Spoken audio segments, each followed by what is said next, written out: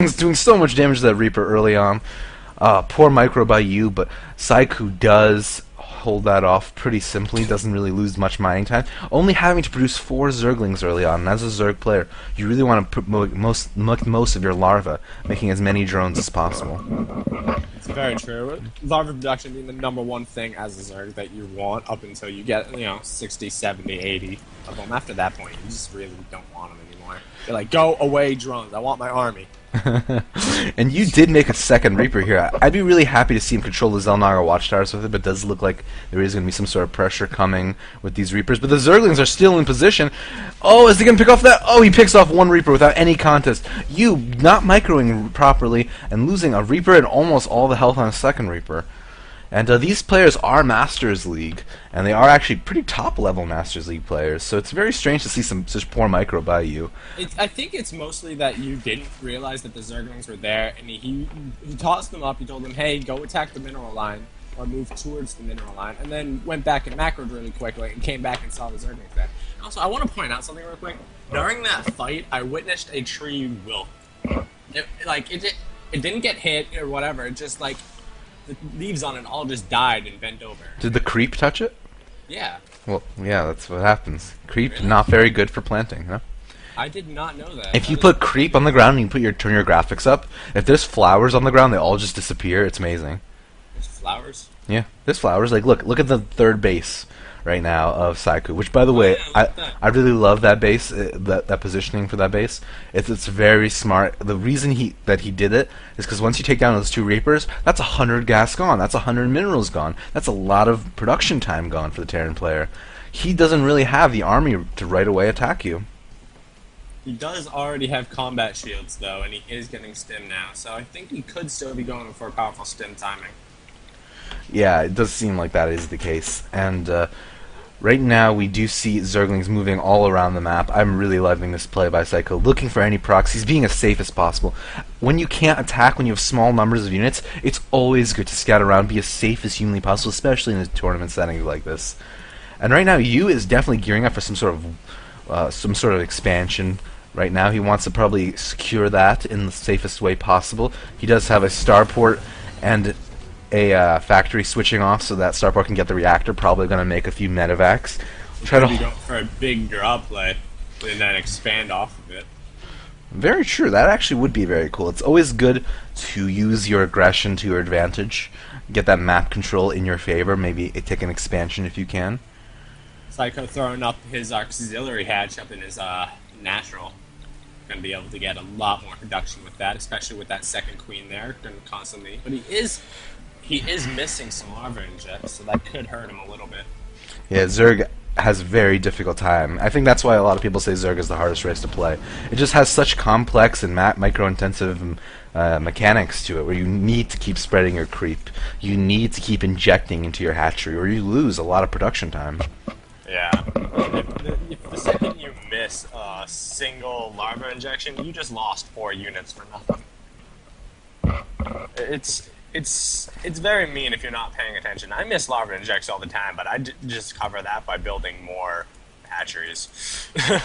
Your mic just started sounding really weird there, Shinobi. Did I fix it? Yep, you did. It's beautiful right. now. I can listen to all the little imperfections and perfections in your voice, and I am really enjoying the way SC2 is playing right now. So safe, so much scouting, every single Xel'Naga Watchtower taken. He has his Zerglings in position to catch any drop. Yu is just taken aback by the stalwart and safe play of SC2, and his economy is booming right now. He has a 15 worker advantage. He has the upgrade advantage. He has +1 attack. He has Baneling speed on the way. SC2 is playing the way a Zerg should ideally play, and I am a big fan of the way it's being done.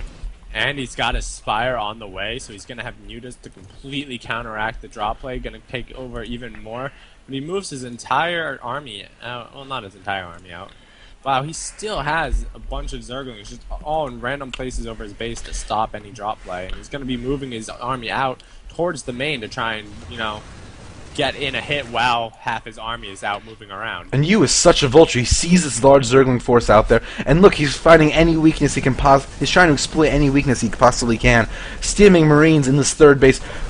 delaying mining time, picking off the queen, picking off a bunch of workers too.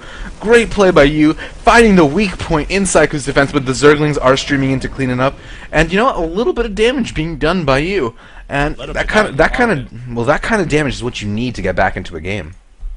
He's going to be dropping the main now, but the Zerglings being so quick, rushing in and taking out 1, 2, 3, 4, all of the Marines going down there. A missed micro by... Wow, there's a lot of Zerglings in that tiny spot. One storm, man. Right. See, that's a shot. I know, it would be a shot. Thank God you guys are to land and not just sitting around listening to me in your homes. I would be getting quite unfavorably intoxicated, so to speak. That was a good, eloquent way of putting it. I am an eloquent man. And the 4th base being taken by Saiku right now. Very cool. Taking out the drop, realizing that his army is being dwindled very slightly by losing those 2 drops. That's what, 16 Marines? He didn't lose a medevac in it, but 16 Marines gone is a large chunk of a Terran army. And it makes you safe to expand.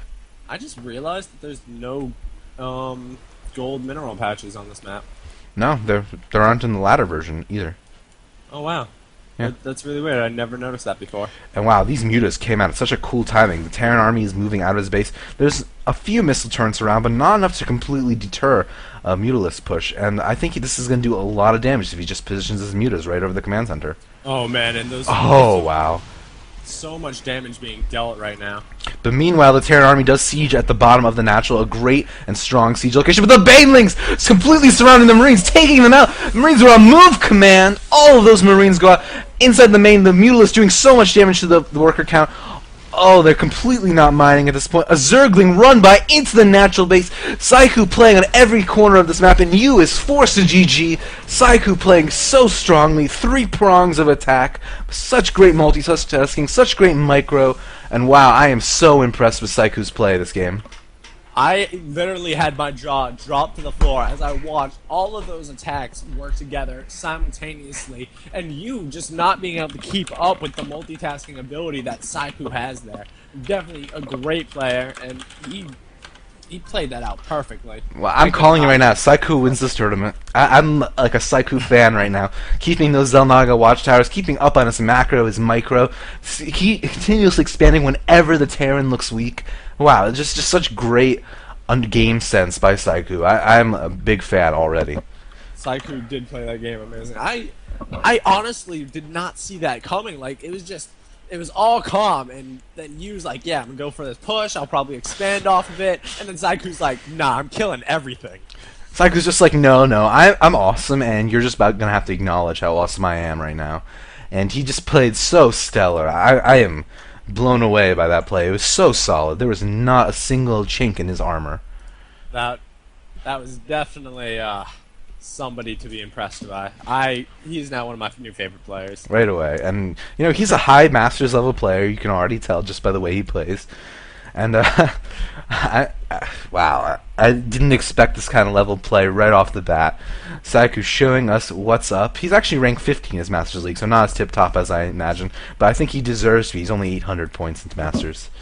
Yeah, Saiku is definitely going to be one of those up-and-coming players that you're going to have to watch for in higher level tournaments as they go on. And soon he'll be making Idja Rage. Once you make Idja Rage, then you know. Yes, automatically you are a like well-known if you can beat player. Him with just hallucinations, you're bam. Yeah. This is actually ridiculous. And we are watching right now the CG StarCraft 2 tournament, sponsored by Memory Express, Asus, and eSpot. I am LoseFast, and with me is Shinobi. You're watching LoseFast TV, and I am so excited to be broadcasting to Vancouver, Canada right now. And this is my first live LAN, guys. All of you sitting around afraid of the results of your next match, but you know what? We're going to cast it for you. All day, all night. And we're going into match 2 right now of Saiku versus you. Do you want to start us off this time, Shinobi? I will. And this time I'm prepared. I looked at what the map name was. Oh man, I love this map. It's actually really fun.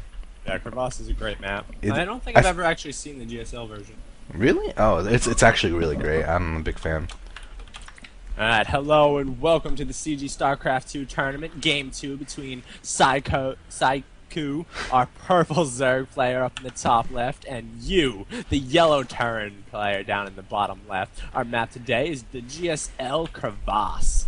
Well, Saiku showed us some great play in the last game, and I suddenly became like a Saiku fanboy after that. But you know what? Yu's micro was pretty intense. He had an interesting strategy going in, using those dual drop ships, trying to really split up the army, doing those early two-pronged Reaper attacks. Well, not two-pronged, so to speak, but two Reaper attacks in the beginning, that early pressure. And I think there's more to see from Yu. He's definitely a great player, and I think last game Saiku just played so safe, so dominant. I feel like he practices on that map all the time, just the way how confident he was moving around, confident he was scouting. Yeah, I kind of feel like he wasn't even actually looking at the map. He was just clicking from memory. That's pretty funny, having muscle reflexes on a map. That's something Day 9 would probably spout off about.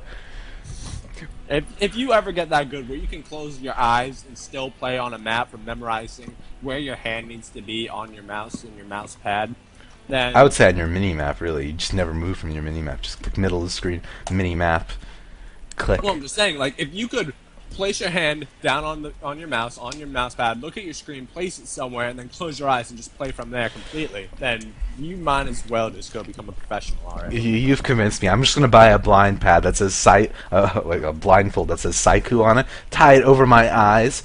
Maybe smell a lavender candle and just play StarCraft all day blind. If you win a match like that, what you gotta do is you gotta get the video camera set up, videotaping yourself, then have it live streaming, and then hook up the two at once, so you have your face and a little mini snap screen on the video of you playing the StarCraft game. See, I would do that, except White Raw does that every time he streams. Oh my god, how awesome is White Raw when he streams? White Raw is, yeah, but does he do it blindfolded? He doesn't even need to. He's not really looking at the screen. What he's looking at is slightly above the screen, and that's fate, my friend. He's looking into the future of awesome and all that is awesome. And, yeah. He just looks at that, wins every game he plays with StarCraft. I think he has like a 92% win rate on European ladder. I do love his special tactics that he uses while he streams. It's so amazing. I love White Raw. It's one of my goals to meet White Raw in person. One day, sir. One day. One day. And I guess we should talk about the game. Both players opting for early expanse. I love that Saiku expanded to that third base first, not the one inside his base.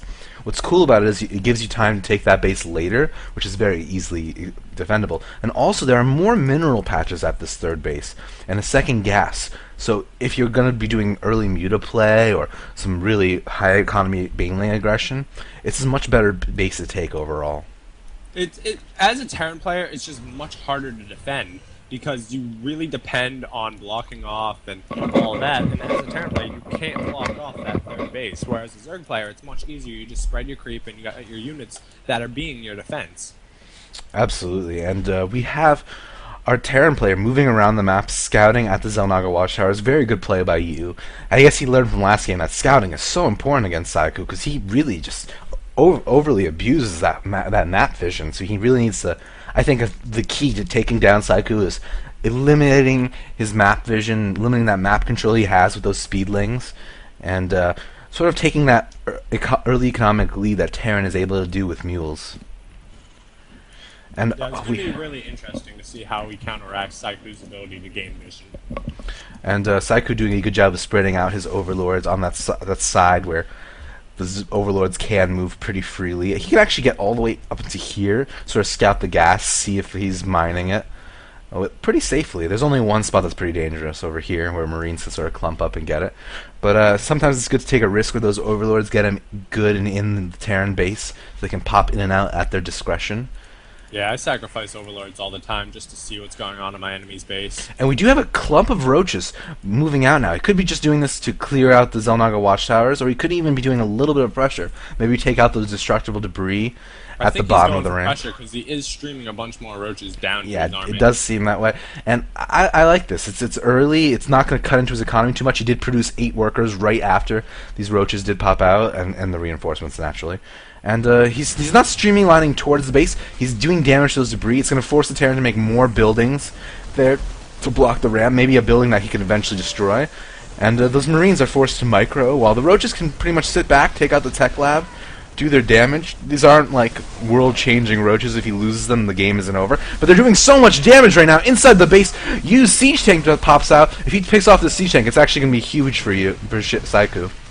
Yeah, Psycho doing a lot of damage right now. And